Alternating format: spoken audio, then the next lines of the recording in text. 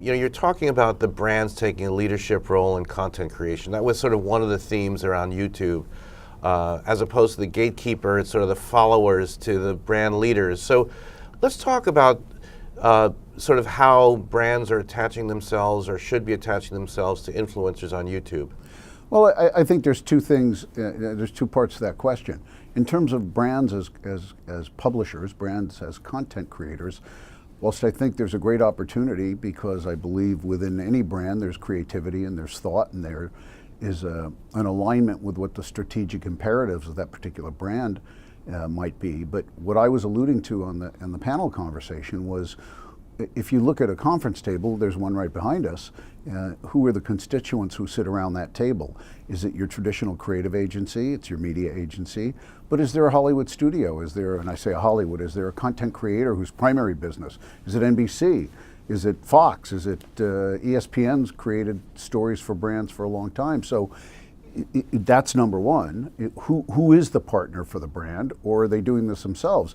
Pepsi, built a famous now, production facility in the meatpacking district, and lots of people are wondering why. Well, I guess they wanted to create content on their own. That's separate from the influencer marketplace. And what we heard from Mark Mathieu was the great partnership with Casey Neistat and Samsung.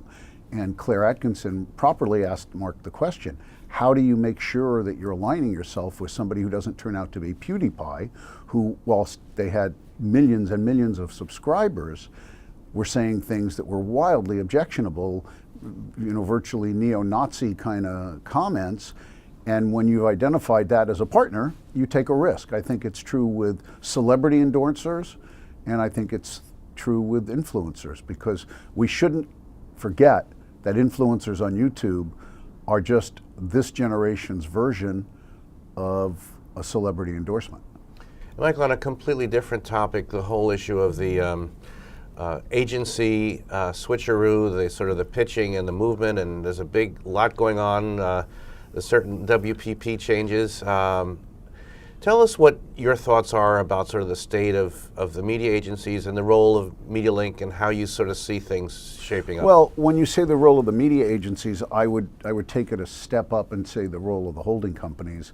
And there's been lots of talk over the last couple of weeks with the changes at the helm of WPP.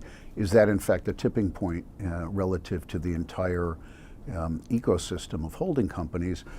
It's an important step. It's an important moment. I don't know that it's truly a tipping point, but I think everybody's reimagining how the large holding companies are able to continue to thrive. They'll survive, but how they're able to continue to thrive. And I wrote a piece for Ad Age, or at least I was interviewed for a piece in Ad Age, and I talked about 2018 being very much like 1859.